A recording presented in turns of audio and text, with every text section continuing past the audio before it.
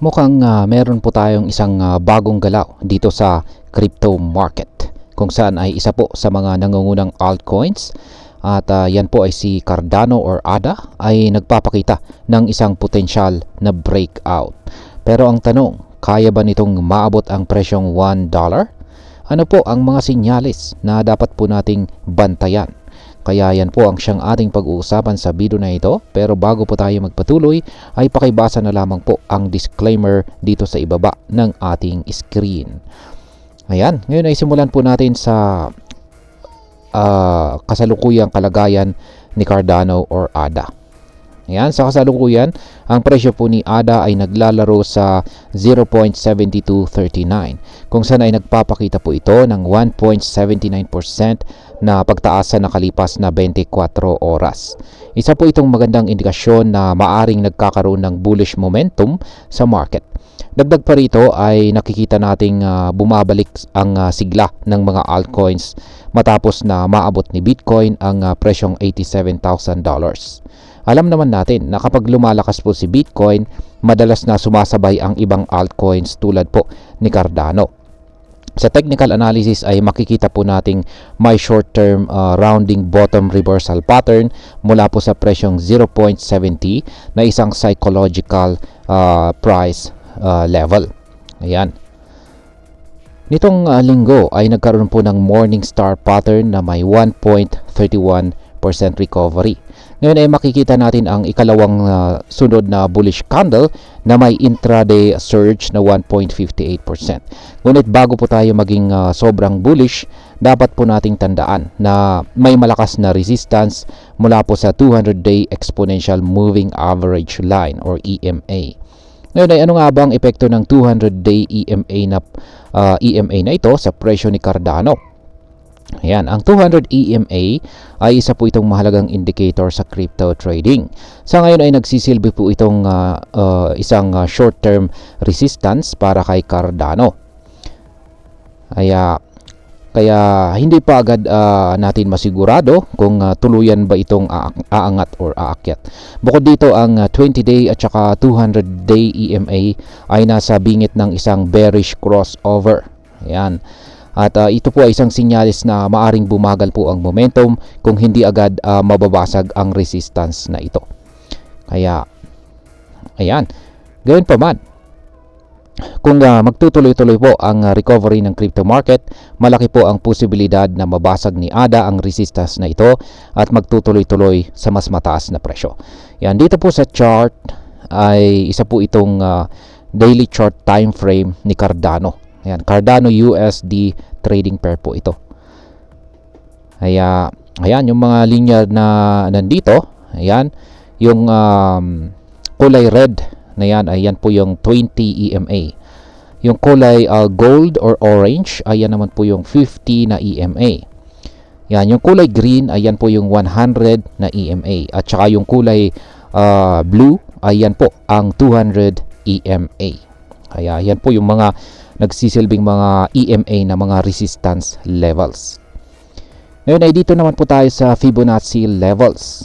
Ayan, ano naman ang papel ng Fibonacci levels sa prediction ng presyo ni ADA? Kung yan, yung mga horizontal lines po na kulay gold, yan, or orange, is yan po yung Fibonacci levels natin dito sa chart. Sa kasalukuyan ay kung titignan po natin ang Fibonacci retracement levels, makikita nating kasalukuyang nasa consolidation phase itong si ADA sa pagitan po ng presyong 0.70 at saka 0.7351. Yan po ay nasa 61.80% ng Fibonacci level. Kung magkakaroon po ng breakout ito pataas, maaring umabot po ang presyo ni ADA sa susunod na resistance level kung saan ay sa presyong 0.9216. Ito naman po ay nasa 78.60% ng Fibonacci level kung saan ay halos malapit na sa $1 na target price. Ngunit kung babagsak naman ito, ang susunod po na support ay nasa presyong 0.6272. Yan naman po ay nakatapat sa 50% na Fibonacci level. At kung hindi po ito mag-hold, yan, or hindi po magagawang pigilan ng support ang pagbagsak ni ADA, maaring bumaba po ito ng hanggang 0.5708 na presyo. Ngayon ay ano naman po ang sinasabi ng market sentiment at saka mga naka-long positions. Ayan, sa kasalukuyan ay may dalawang senaryo na nangyayari. Una, may positibong senyales dahil sa patuloy na recovery ng crypto market. Pangalawa, ang futures market ni Cardano ay nagpapakita rin ng pagtaas ng interest mula sa mga traders. Ang open interest ay umabot na po sa $785.91 million at ang long to short ratio ay nasa neutral point na nasa 1.0396. Ibig sabihin ay mas dumarami ang mga bullish traders na pumupusta na tataas pa itong si ADA. Ngunit may konting babala rin ang funding rate kung saan ay nasa negative 0.0029% na nagpapahiwatig ng bahagyang kahinaan sa bullish sentiment. Ibig sabihin ay hindi pa ganap na nakukumbinsi ang market na tuluyan ng tataas ang presyo ni ADA. Ngayon ay ano po ang maaaring mangyari sa presyo ni Cardano? Batay po sa analysis ay may dalawang posibilidad. Yan, isang bullish scenario at saka isang bearish scenario. Pagdating po dito sa bullish scenario, kung magkakaroon po ng breakout si ADA, ang 61.80% na Fibonacci level sa presyong 0.7351 at yan, magpatuloy ang positive market sentiment, posibleng umabot po ang presyo sa 0.9216 at malapit na sa $1. Pagdating naman po sa bearish sentiment, kung hindi po nito malampasan ang resistance sa 200-day EMA, maaari pong bumaba ito ng hanggang 0.6272 o baka mas mababa pa. At ayan, ano naman ang aking masasabi tungkol dito? Para sa atin, ito po ay isang mahalagang pagkakataon upang suriin natin kung kailan po tayo dapat pumasok at lumabas sa market. Kung ikaw po ay isang short-term trader, maaaring pag-aralan po muna natin ang mga resistance levels at maghintay ng confirmation bago po tayo pumasok. Kung ikaw naman ay isang long-term investor, maaaring tingnan po natin ang mas malalaking market trends upang malaman kung sustainable ba ang magiging pagtaas ni ADA.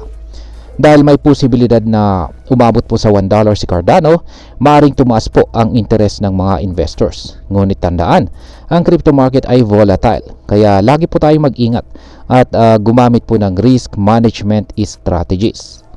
Sa kabuuan, nagpapakita po ng bullish potential itong si Cardano, lalo na kung magkaroon ng breakout ito sa resistance level na 0.7351.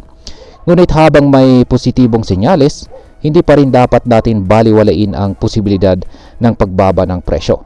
Kaya mahalaga pong pag-aralan natin ang market trends, gumamit po tayo ng tamang strategy at huwag po tayong mag-invest ng higit sa kaya nating mawala. At yan, hanggang dito na lamang po tayo sa video na ito. Marami pong salamat sa panonood. Ingat po tayo lagi at God bless po sa ating lahat.